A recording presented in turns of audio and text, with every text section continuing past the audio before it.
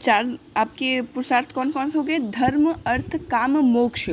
तो जो ये मोक्ष है, जो आपका लिखा है सब जग रहा भुलान, तो यही जो मोक्ष है वह उसका मार्ग आप भूल जाएंगे। फिर से मैं इस पंक्ति को पढ़ दे रही हूँ। ये प्रस्तुत पंक्तियों में कबीरदास जी ने हमें एक दूसरे से तुलना की भावना को त्यागने का उपदेश दिया है।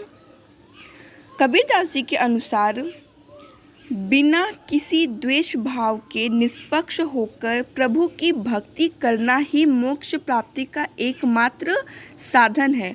जो लोग एक दूसरे को जाति, धर्म, काम और धन के आधार पर छोटा बड़ा समझते हैं, वो लोग सच्चे मन से प्रभु की भक्ति नहीं कर पाते और उन्हें क्या होता है? मोक्ष की प्राप्ति भी नहीं मिल पाती।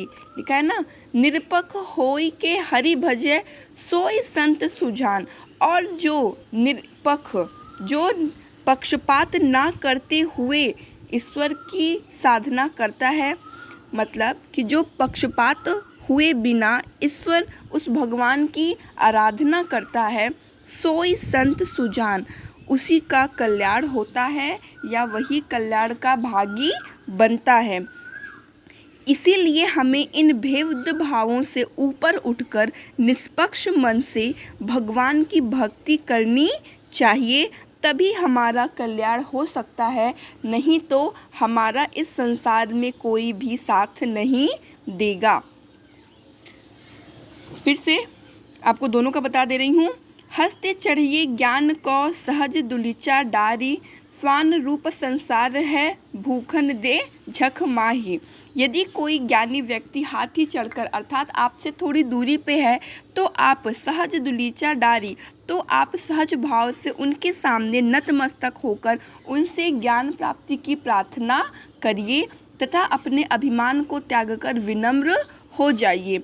स्वान रूप संसार है भूखन दे झक माही। यह जो संसार है वह कुत्ते के समान है, वह उस हाथी को देख के भौंकेगा जरूर, लेकिन भूखन दे झक माही, वह केवल भौंकेगा ही लेकिन उसका कुछ कर नहीं पाएगा, क्योंकि एक अभिमानी व्यक्ति को इन सारी चीज़ों से कोई भी फर्क नहीं पड़ता है। वह स्वच्छंद भाव से चलता ही जाता है।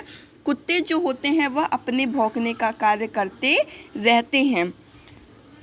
पखा पखी के कारण सब जग रहा भुलान। जो पक्षपात में रहता है उसके कारण, मतलब कि जो हमेशा लोगों में ऊंच नीच की भावना को देखता रहता है, सदा लोगों से द्वेष करता है कि मेरे पास धन अधिक है, उसके पास धन कम है, यदि कोई ऐसा अपने अंदर अभिमान रखता है, ऐसा पक्षपात करता है, तो उस कारण से सब जगह रहा भुलान, वह इस संसार को भूल जाता है। संसार को भूल जाने का मतलब कि वह मोक्ष को प्राप्त नहीं कर पाता है। निरपक्ष होई के हरि भजै सोई संत सुजान।